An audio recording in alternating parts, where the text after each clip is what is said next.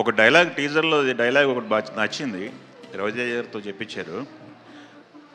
వదిన చెల్లి అన్నారు, భార్య కాదు అన్నారు. భార్యకి వదిన చెల్లికి తేడా ఏంటి?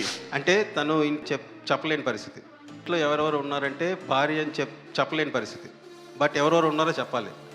సో భార్య నుంచి వదినల చెల్లి అంటే ఇప్పుడు మామూలుగా మన వైఫ్ వదినల చెల్లి అంటే వైఫే కదా. సో నేను ఇట్లా వీళ్ళందరినీ చెప్పి వైఫ్ అని చెప్పకుండా ఇంకో పదం వాడాడు అంతే, వదినల చెల్లి అని. ఒక సిచ్యువేషన్ వచ్చినప్పుడు అంటే వైఫే కదా అన్నాడు. ఓకే అండి, ఇది మీరు ఎంచుకున్న సబ్జెక్టు చిన్న లైన్ దాటినా కానీ చాలా తేడాలు వచ్చేస్తాయి. వైఫ్, హస్బెండ్, ఇంకొక అమ్మాయి, ముగ్గురు మధ్య క్యారెక్టర్లు అనేది ఎలా బ్యాలెన్స్ చేయగలిగారు? ఈ రెండు క్యారెక్టర్లు బ్యాలెన్స్ చేయాలి, ఫన్ జనరేట్ చేయాలి. సో అంటే నేను ఇందులో ఫన్ ఎంత ఉంటుందో మీకు ల్యాండింగ్ కూడా అంతే పర్ఫెక్ట్గా ఉంటుందండి.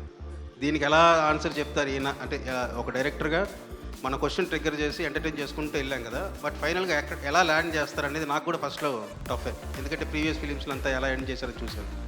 సో పర్ఫెక్ట్ ల్యాండింగ్తో నేను అన్ని సెట్ చేశాను.